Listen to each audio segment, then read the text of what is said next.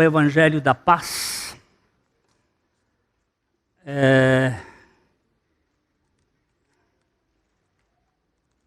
Esse boletim já foi publicado há um mês atrás.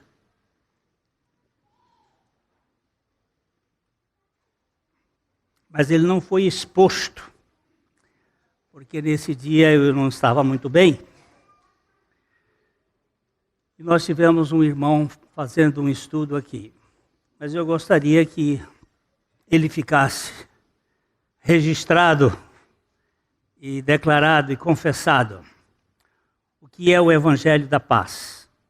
Esta é a palavra, vamos ler sempre em negrito.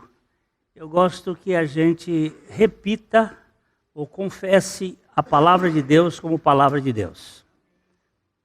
Né? Então vamos ler juntos Atos 10, 36. Esta é a palavra que Deus enviou aos filhos de Israel, anunciando-lhes o Evangelho da paz por meio de Jesus Cristo. Este é o Senhor de todos. Voltamos a chover no molhado. Religião é tudo o que o ser humano faz para se tornar aceito perante o seu Deus. Tudo o que o ser humano faz. Evangelho é tudo o que Cristo fez e faz para encontrar a ovelha perdida que ele veio buscar. Religião é mérito, evangelho é graça, de A a Z.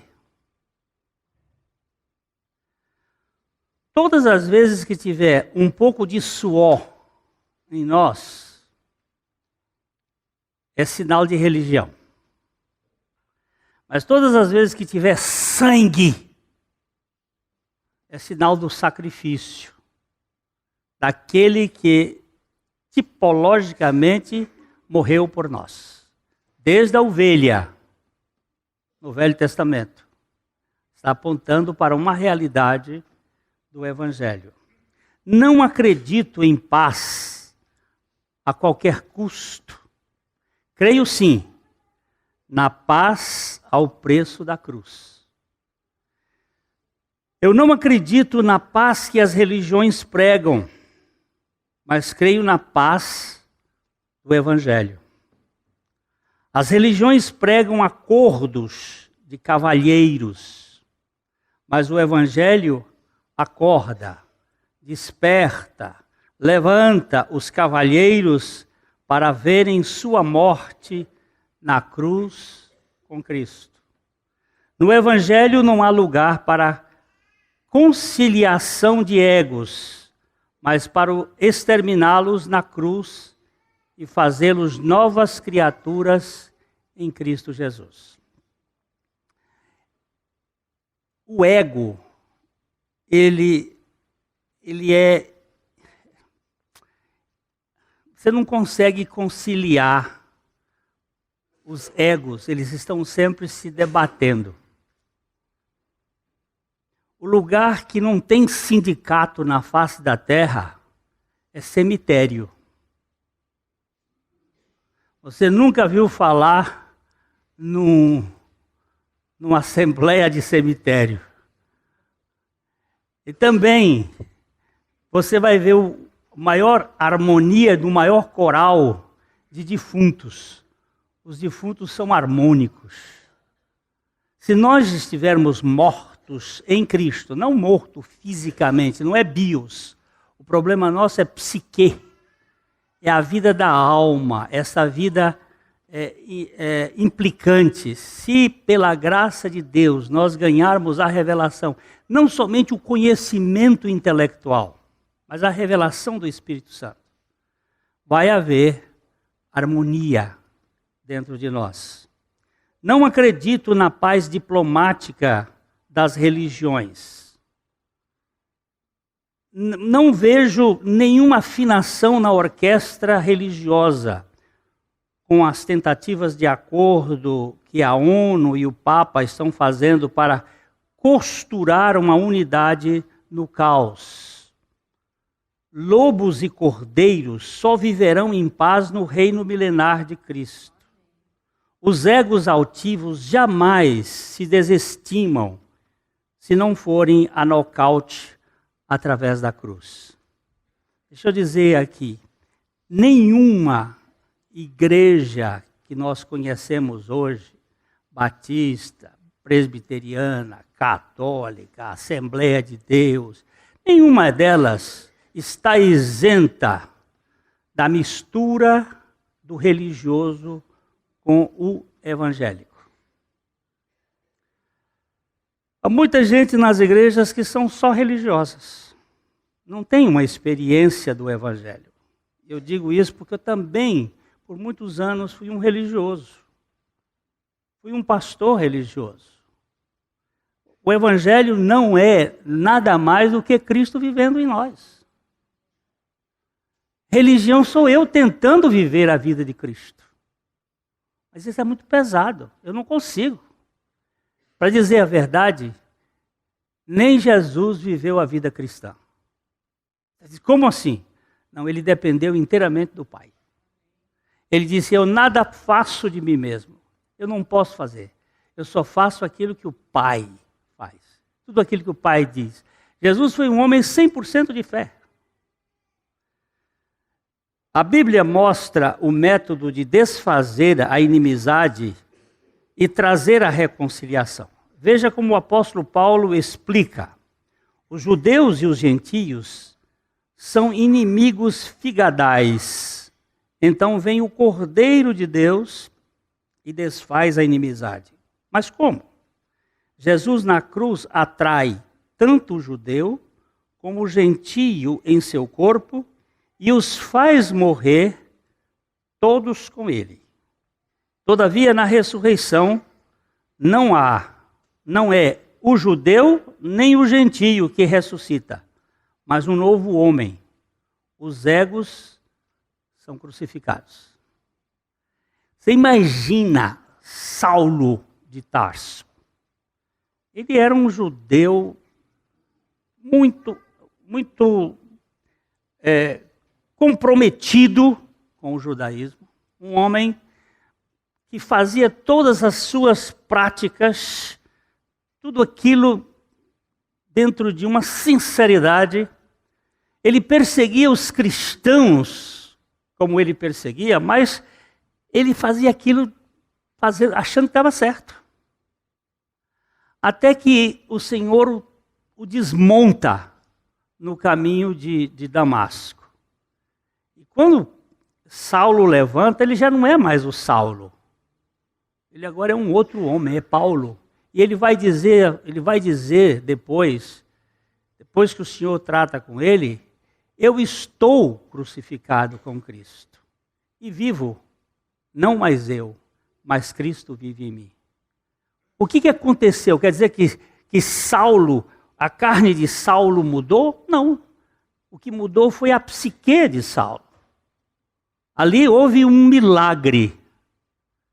Ele que odiava tantos gentios, agora se tornou o apóstolo aos gentios e dava a sua vida por eles. Não tinha mais aquele ressentimento que normalmente tem entre nós quando nós somos confrontados com os nossos direitos, sejam em família.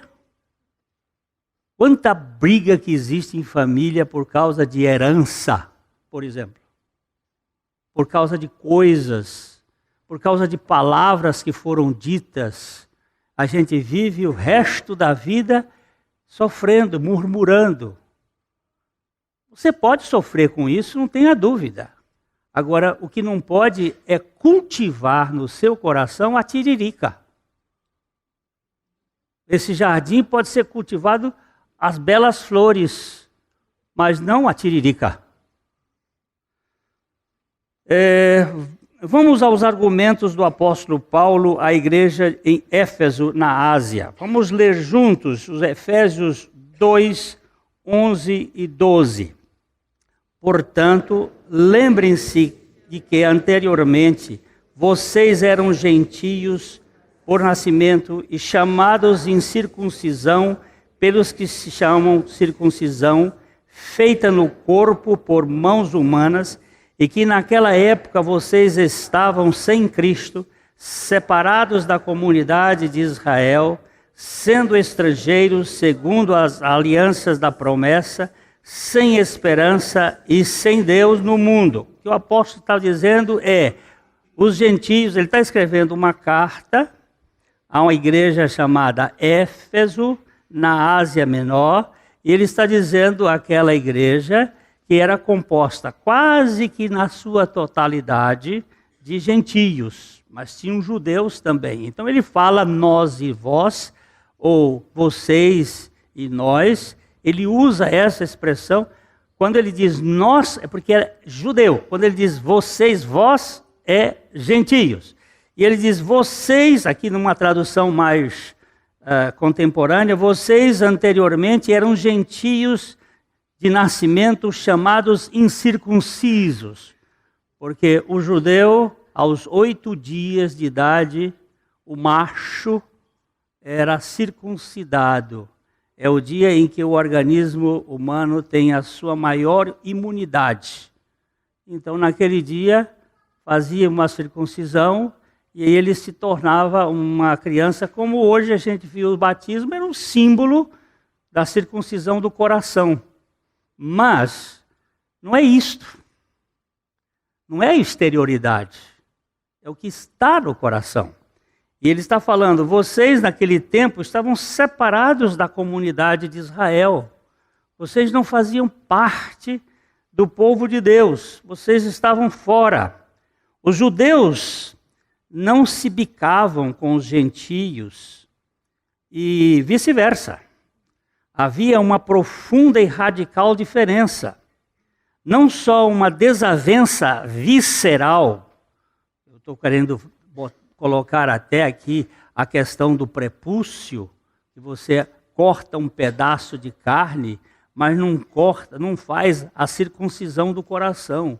O coração continua arraigado dentro das paixões. Como ainda perseguição cruel entre os dois grupos, gerando inimizade e vingança de geração em geração. Era uma guerra mundial que existia entre gentios e judeus. Eles nunca se bicavam. Mas agora, vamos ler Efésios 2:13.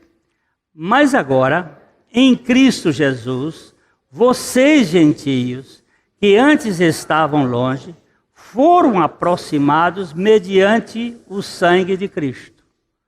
Vocês que estavam distantes, que estavam separados da comunidade de Israel, ao Jesus ir para a cruz, ele não foi para a cruz somente pelos judeus. Pelos judeus, sim, mas também pelo gentio. Com todas as tribos, todos os povos, todas as nações, ele fez um sacrifício que engloba a realidade de todos, em favor de todos. Ele diz que vocês, gentios, que antes estavam longe, foram aproximados. O sangue carmesim cobre o rubro do pecado. Os 50 tons de cinza são de fato cobertos pelo sangue vermelho que escorreu da cruz. Há diferenças arrogantes desta tal soberba humana foram extirpadas no cadáver do Calvário. Cristo crucificado crucificou o velho Adão com suas religiões, exalando o CC e o bafo azedo do orgulho. Lá na cruz foi feita uma obra em favor de gente arrogante como eu, gente soberba. Há um senador, não é dos nossos não, é um senador romano. Eu estou querendo aqui lembrar o nome dele, mas ele foi chamado perante o imperador, porque aconteceu que ele foi convertido pelo Senhor. E um senador não podia ser crente em Jesus Cristo na Roma. E o imperador Marco Aurélio mandou chamá-lo e disse para ele: senador, o senhor tem que abdicar Jesus Cristo. Ele disse: eu não posso. Jesus Cristo é o meu Salvador, é o meu Senhor. Mas o senhor tem que abdicar, porque se o senhor não abdicar, eu vou confiscar todos os seus bens. E ele virou-se para o imperador e disse: quais os bens? Todas as coisas que você tem. Ele disse: eu não tenho nada. Tudo pertence ao Senhor.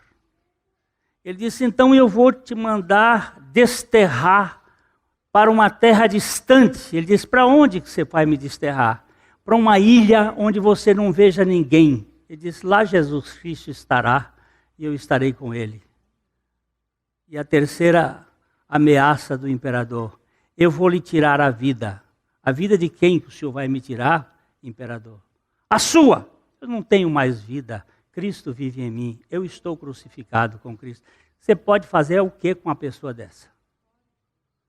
Não tem nada. Aonde for Jesus está. Tirar a vida, já está com a vida de Cristo? O que você pode fazer com um cara desse? Não dá para fazer. Oh Deus, me dá esta revelação para que eu tenha um descanso, o descanso em Ti, e não precise ficar com medo de nada. Jesus não veio fundar uma religião, nem afundar as pessoas num sistema que as aprisione, mas Jesus veio trazer a plena libertação de qualquer tipo de religião pela revelação do Evangelho. A religião está para o Evangelho assim como a cachaça está para a água. A religião embriaga e vicia, enquanto o Evangelho dessedenta e limpa de toda sujeira. Se você puser um copo d'água e um copo de cachaça branquinha assim, no boteco, não dá para fazer a diferença. Elas são todas duas branquinhas, só que uma vai dar um estímulo assim maior, e depois daqui a pouco o sujeito está sem razão. Ele está encharcado, sem sobriedade. Mas a água descedenta. São parecidas, religião com evangelho, tem muita coisa parecida. Só que uma, ela vai fazer de você um fanático. E a outra vai fazer você um filho. E vai dar a você a libertação. Coisa gostosa é saber que eu sou filho. E não simplesmente um escravo naquela casa. O argumento do apóstolo vai bem mais longe em Efésios 2, 14 a 16. Pois ele é a nossa paz, o qual de ambos fez um e destruiu a barreira, o muro da inimizade, anulando em seu corpo a lei dos mandamentos expressa em ordenanças. O objetivo dele era criar em si mesmo dos dois um novo homem, fazendo a paz e reconciliar com Deus os dois em um só corpo, por meio da cruz, pela qual ele destruiu a inimizade. Nesses dois versículos aqui, 3 versículos, o apóstolo Paulo coloca o judeu e o gentio no corpo de Jesus e depois na igreja como um só homem. Quem é esse um só homem? É Cristo vivendo em mim e Cristo vivendo em você.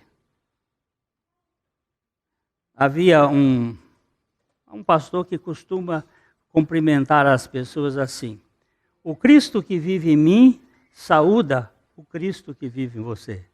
Pode parecer até um pouco piegas, mas é isso que é.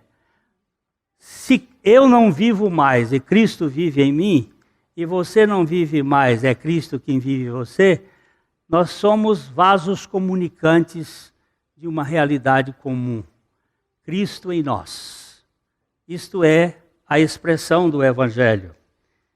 Cristo crucificado é o denominador comum entre judeu e gentios. Na cruz, a morte para o egoísmo dos egos altivos foi conclusiva para desbancar a desavença. Se eu estou crucificado com Cristo para mim, e Cristo vive em mim para a glória de Deus, então não há lugar em mim para as competições, disputas, partidos e tudo que gera divisão. Precisa abrir mão. Tem alguma divisão, tem algum problema? Então pode levar. Quer tirar a túnica? Vai também a capa. A gente sofre, mas é este o modelo do Evangelho. O Evangelho da paz não é um acordo firmado entre as partes beligerantes, mas uma sentença de morte, juntamente com Cristo, dos contenciosos, para em seguida fazê-los novas criaturas pacíficas e pacifistas, promotoras da paz. Eu vou fazer uma pergunta para você, o seguinte: o que você faria se um bandido matasse seu filho? O seu único filho, de modo cruel. O que você faria se a gente tem apenas a vida da alma? A vontade da gente é acabar com esse bicho. Mas isso não foi o que aconteceu com a senhora Ana. O filho dela foi morto de modo muito cruel, lá nos Estados Unidos. E durante alguns anos, ela visitou a cadeia onde estava o criminoso, cuidando dele, levando coisas para ele. E depois que ele teve a sentença cumprida em grande parte, e por causa dos atos de atenção da senhora Ana com aquele jovem, ele acabou tendo uma liberdade condicional. Ela o colocou na sua casa. Nenhum de nós, em sã consciência, faria isto, mas ela o levou para a sua casa. E depois de algum tempo, ele casou-se. Quando esse artigo foi lido por mim, este rapaz tinha um filho, 2 filhinhos, e a senhora Ana chamava de meus netos. Isso não é carne e sangue que faz. Isso é a vida de Cristo. Isso é um milagre que nenhum de nós é capaz de fazer. É só o poder da vida de Cristo que pode fazer algo assim. E não venha dizer, é sangue de barata. Não existe sangue de barata para isso. Isso aqui é o sangue do Cordeiro, que faz a diferença. O Evangelho da paz, a paz do Evangelho faz cessar a guerra do ser humano com Deus, por meio da morte do réu com Cristo, acalmando o seu coração agitado em consequência da rebeldia inata do pecador, desfazendo as contendas religiosas do fanático. No Evangelho, a paz não é um pacto de boa vizinhança, mas a reconciliação dos adversários para viver como família liberta e fraterna. Não é paz constrangida, mas paz celebrante. Efésios 2, 17 a 18. Ele veio e anunciou paz a vocês que estavam longe, gentios aqui, e paz a quem estava perto, judeus, pois por meio dele, tanto nós, judeus, como vocês, gentios, temos acesso ao Pai por um só Espírito. Tanto nós, judeus, Paulo dizendo, como vocês, gentios, todos nós fomos colocados num só cone e levados para a intimidade com Cristo, para sermos crucificados e ressuscitados com Cristo. Sem o Espírito pacificador, não se pode dizer que houve verdadeira experiência de cunho espiritual. Os filhos de Deus, do Deus da paz, são promotores da paz de Deus. No reino de Deus, há uma seleta estirpe de gente indigna, alcançada pela graça, em que uma de suas maiores façanhas é viver dignamente para a glória de Deus, manifestando a paz. Antigamente, eu acho que eu já nem me lembro do título do livro, que já faz tantos anos. Era um livro que contava pérolas esparsas, lembrei. Quem é mais velho já sacudiu a cabeça, dizendo pérolas esparsas. Este livro contava algumas histórias assim de pessoas de conversão. E tinha uma muito interessante do seu João. Seu João era um homem perverso, mas terrível. Final de semana, ele saía do seu sítio, do seu localzinho, e ia para a cidade. Lá ele enchia a cara de pinga, e quando ele voltava no final da tarde, era um inferno para aquela família. Ele descia o cacete em todo mundo, mulher, sogra, filho, era um negócio. A sogra sabia por que recebia, mas os outros não sabiam. Lá vai ele descendo a ripa em todo mundo. E ele sempre, quando vinha chegando perto da casa, ele vinha dando uns gritos, aí todo mundo corria. E um dia o Sr. João foi lá para a cidade e encontrou alguém na praça pregando o evangelho, e a gente não entende por que uma pessoa crê. Há um milagre, há um mistério da fé. E este homem creu. Ele creu no Senhor Jesus Cristo. E ele voltava à tarde e vinha tão alegre por ter sido perdoado, ter sido salvo de si mesmo. E ele vinha cantando. E quando o pessoal ouviu ele cantando, montado na mula, e ele vinha falando e cantando e dizendo algo alto, começou a meninada a correr para dentro do mato e a mulher fugindo.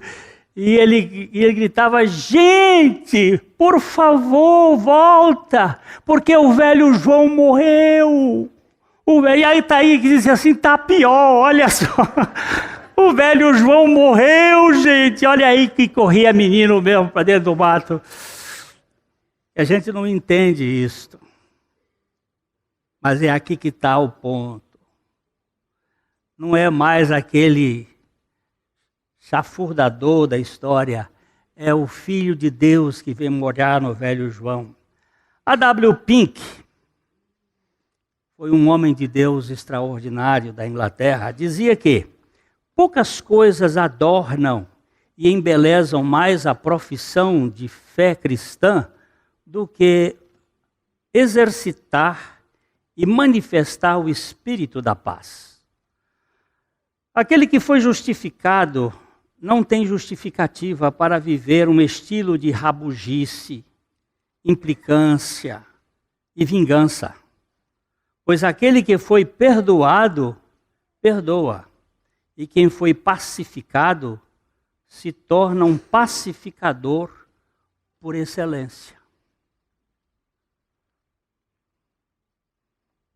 Há pouco tempo eu passei por um momento muito difícil na nossa família, por causa de questões de propriedade. Eu sofri muito. E no momento em que eu fui para o trono de Deus, a palavra do Senhor ao meu coração foi: assim como eu te perdoei, em Cristo Jesus, perdoe também. Não tem opção. Vão-se os anéis, ficam-se os dedos. Está perdoado. Não é o prejuízo fica, mas a bênção do coração é: perdoe, perdoe, perdoe. Mas eu não tenho capacidade. Mas eu sou a capacidade dentro de você. Sou eu que vou lhe trazer o perdão. Você não precisa viver, por causa disso, amargurado de espírito.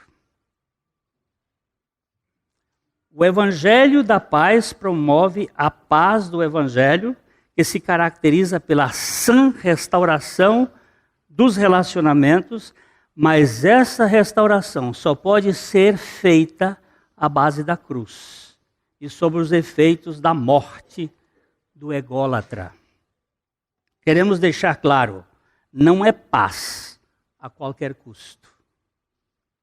É paz ao custo do sacrifício de Jesus. Alguém disse: paz é uma joia tão preciosa que eu daria qualquer coisa por ela, menos a verdade. Temos que considerar isto com atenção. Não podemos fazer um acordo de paz em detrimento da verdade. E não podemos falar de verdade se essa for de aspecto apenas subjetivo, uma vez que a verdade só é verdade se for absoluta. Deixa eu falar aqui um pouquinho. Hoje a gente fala muito em verdade relativa ou verdade subjetiva. A gente quer que a verdade seja nossa.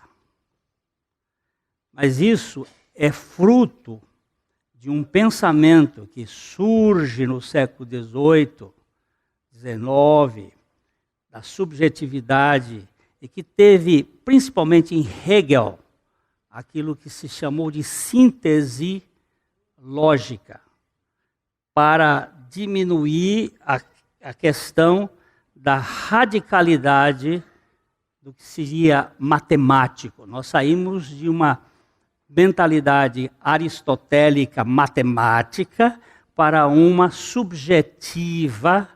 O sujeito é o determinante da verdade. Então, em qualquer pensamento lógico, nós teríamos A e B.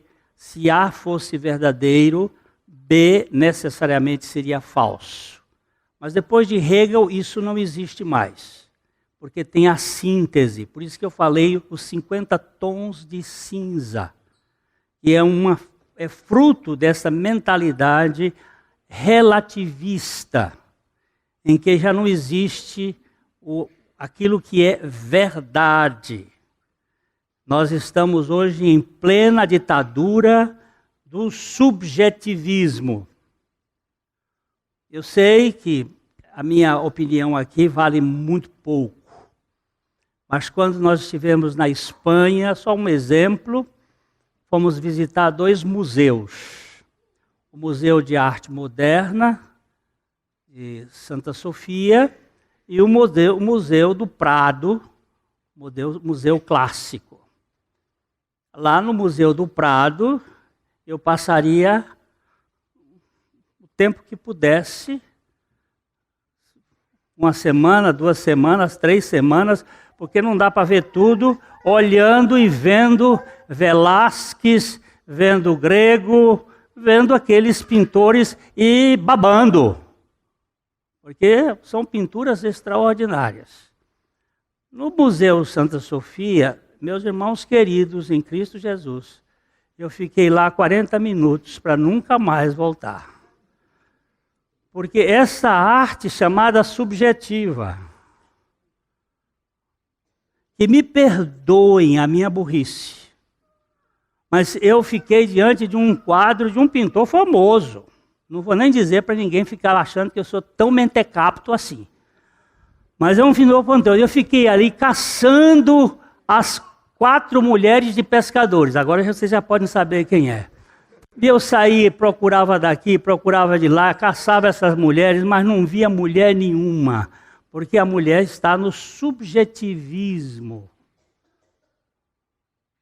Ela não existe.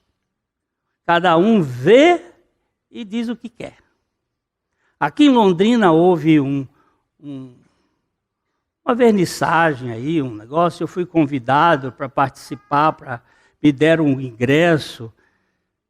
E lá vou eu, ver verde, amarelo, vermelho e azul, quadro para lá, para cá, para lá. E eu fiquei na frente de um que tem um quadro lá dentro do Palácio do Planalto, bem na cabeça do presidente. Eu acho que é por causa disso que está aquilo. Aí eu olhei, fui para um lado, fui para o outro. Aí minha amiga pintora, bem famosa aqui em Londrina, chegou e disse assim, lindo, não é, Glênio? Aí eu disse, querida, me diz o que é isso aqui. Ela disse, sentimento. Ah, vamos nos curvar perante vossa majestade, seu sentimento. Sentimento é igual a nuvem que o vento carrega. Uma hora ele está, outra hora ele não está. Me desculpa, eu estou dizendo em público a minha estupidez. Não se pode dizer isto. Eu tive aqui uma professora da faculdade aqui em Londrina, de arte. Ela me comprou um livro e trouxe da Itália e disse, leia isso aqui para ver se você não fala tanta besteira. Eu li, devo dizer que tenho lido, mas eu continuo estúpido para algumas coisas. Mas quando eu vejo as meninas de Velázquez, eu tenho que dizer, não dá para ir mais longe do que isso. É lindo demais. O rei está nu mesmo, viu, gente? O rei está nu. 2 mais 2, isso era só uma digressão do subjetivismo. 2 mais 2 são 4 para todos e em todos os lugares. Verdade é verdade, verde é verde e azul é azul para todos, se não for o caso de ser daltônico. Se for, não é a cor que muda, mas a percepção da pessoa em consequência de uma deficiência visual. Ainda mais queremos dizer que a cor só existe por causa da luz. Então tem toda uma questão aí que precisa ser analisada. A verdade é verdade, em qualquer circunstância e em todo o tempo. O que é e o que não é, não é. Isto é axiomático. Já disseram, a verdade não é hipótese, a verdade não é mero dogma, a verdade não é hindu, cristã, judaica, tampouco muçulmana. A verdade não é minha nem sua. A verdade não pertence a ninguém, mas todos precisam pertencer à verdade. A verdade significa aquilo que é e não aquilo que acho que seja. Aquilo que é o que significa a palavra latina verus, de onde was e were em inglês derivam. Verus é. Verus, na verdade, é aquilo que é, sem interpretação. Quando entra algum tipo de interpretação, o que se pode conhecer é uma versão e não a verdade. Essa é uma das diferenças entre a verdade e a versão da verdade. A versão é verdade interpretada. Eu sempre procuro, quando alguém me pergunta alguma coisa sobre a Bíblia, eu digo, esta é a minha versão. Eu não tenho uma questão básica. Se o Senhor não der revelação, a revelação é a linguagem de Deus no coração daquela pessoa. Santo Agostinho foi um homem que trabalhou muito essa ideia. Iluminação e revelação. Deus precisa nos iluminar e nos trazer a revelação da sua palavra para que nós não fiquemos no achismo de nossas próprias ideias. Vamos aqui ler esse texto de João, capítulo 18, verso 38. O que é a verdade? Perguntou Pilatos. Ele disse isso e saiu novamente para onde estavam os judeus e disse: não acho nele motivo algum de acusação. Parece que ele, isto é, Pilatos, não estava interessado em ouvir. Nem Jesus ficou ansioso em explicar. O seu silêncio mostra que a verdade é, em si, inescrutável e inexplicável. O que nós vemos? Pilatos pergunta para Jesus, o que é a verdade? E o texto disse isto e saiu novamente para onde estavam os judeus. Ele perguntou e saiu, ele não quis escutar. E Jesus também não ficou preocupado em responder. Porque a verdade, quando Paulo vai escrever aos Romanos, ele diz: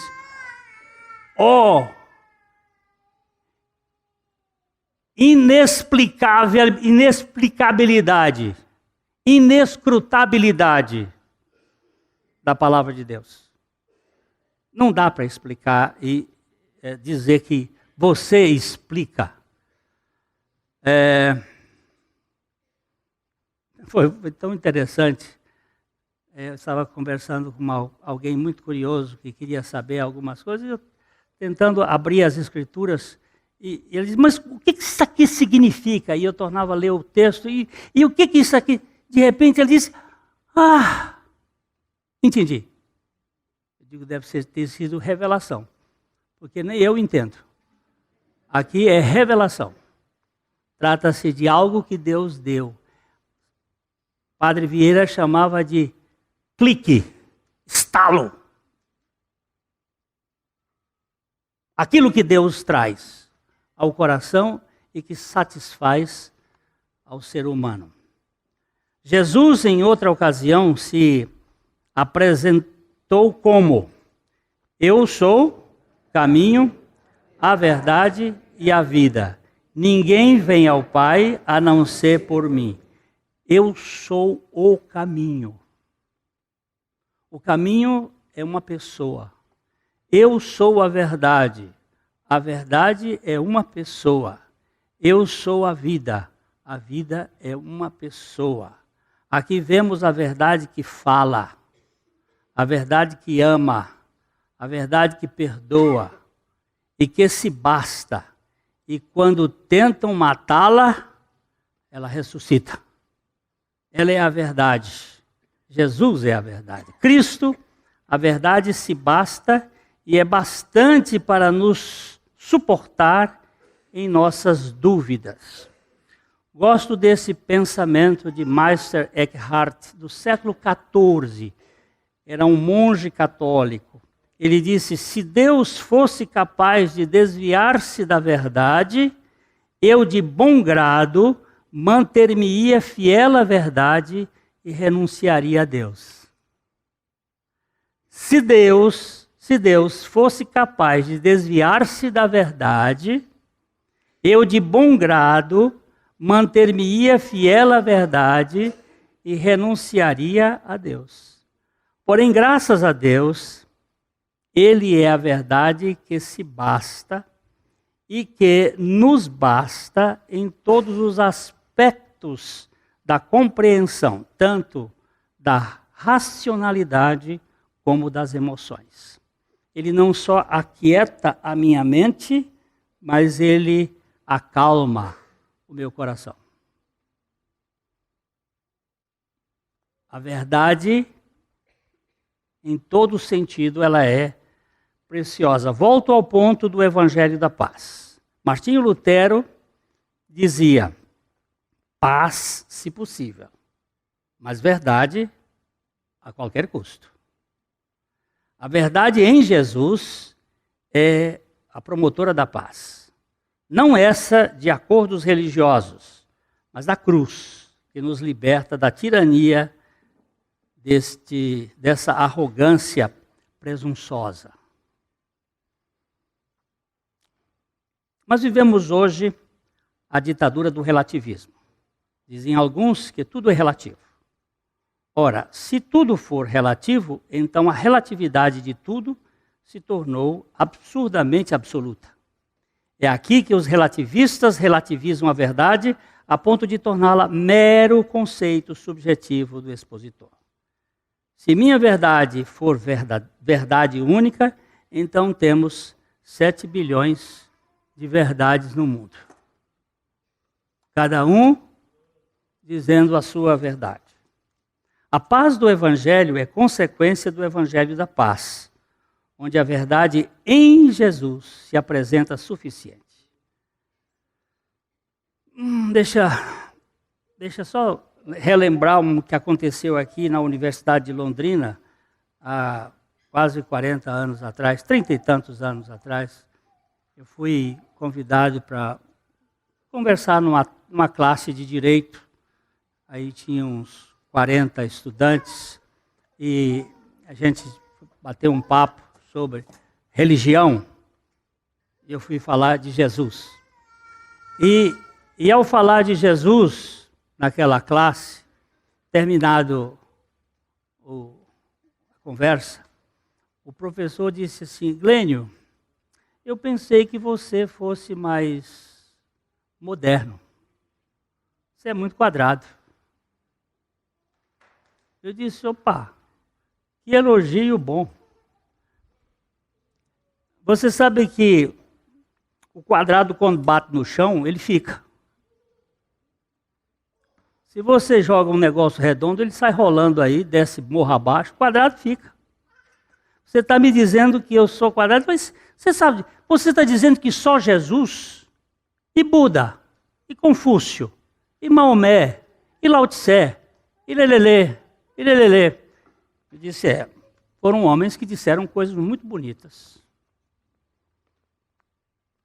Mas olha, ninguém é salvo por um técnico de natação que fica do lado de fora enquanto o sujeito está morrendo afogado e ele fica dizendo: nada crawl, nada de costa, nada peixinho.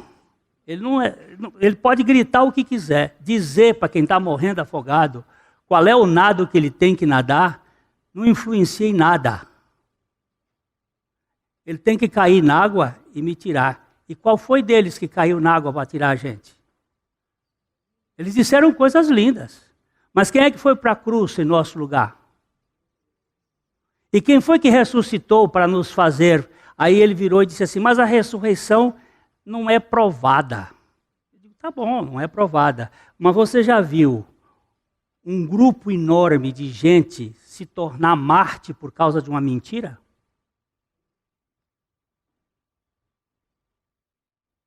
Um covarde como Pedro e outros apóstolos de Jesus que fugiram da cruz na hora e depois, um mês depois, eles estavam sendo perseguidos. Eles iriam ser perseguidos por causa de uma mentira? Nós temos que tirar o chapéu e dizer que se isso foi verdade, a ressurreição tem que ser uma coisa muito maior do que uma mera conversa fiada. Aí ele não disse mais nada e uns 3 alunos saíram daquele grupo e vieram conversar comigo depois. Um deles acabou se tornando participante dessa comunidade aqui.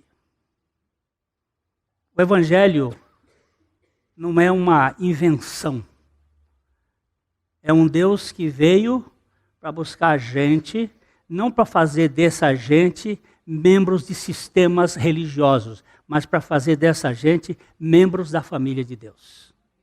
Não é para fazer de nós católicos e protestantes que se digladiaram na história por causa de doutrinas, mas para fazer uma família em que, apesar das diferenças de interpretação, nós podemos nos amar de verdadeiro coração.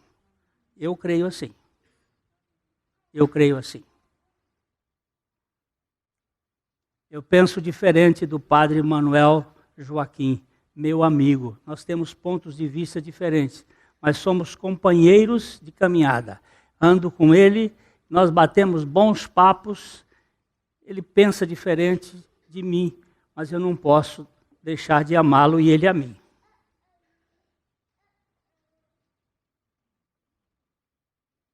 Não posso dizer que eu estou certo e ele está errado. Quem vai do denominador dos pensamentos, como Santo Agostinho disse, no essencial, unidade. No não essencial, liberdade. E em todas as coisas, caridade. Naquilo que é essencial, nós vamos estar juntos. No que não é essencial, você tem liberdade e que Deus nos mantenha amando uns aos outros. Se os homens precisam ser verdadeiramente ganhos, eles precisam ser ganhos pela verdade em Jesus, revelada pelas Escrituras em sua totalidade. Não uma parte das Escrituras e outra que eu não entendo, eu ponho de lado. Só o Evangelho da paz pode produzir a paz verdadeira do Evangelho mediante a perfeita verdade em Jesus Cristo. Senhor nosso, de eternidade a eternidade. Amém. Livraria PIB Londrina. A Livraria PIB Londrina procura selecionar cuidadosamente seus títulos e autores a fim de oferecer conteúdo alinhado com o Evangelho de Jesus Cristo. Bíblias, livros de teologia, filosofia, devocionais, literatura infantil, biografias, comentários bíblicos e muito mais. Dispomos também de um acervo de CDs e DVDs das quase 4.000 mensagens ministradas na Primeira Igreja Batista em Londrina. Visite a Livraria PIB Londrina e conheça ainda mais. Livraria PIB Londrina, de segunda a sexta, às 13h30 da tarde, às 6 horas. Endereço: Avenida Paraná 76A, próximo ao Calçadão, no centro de Londrina. Ligue para 3372-8921 e acesse o site www.livrariapiblondrina.com.br.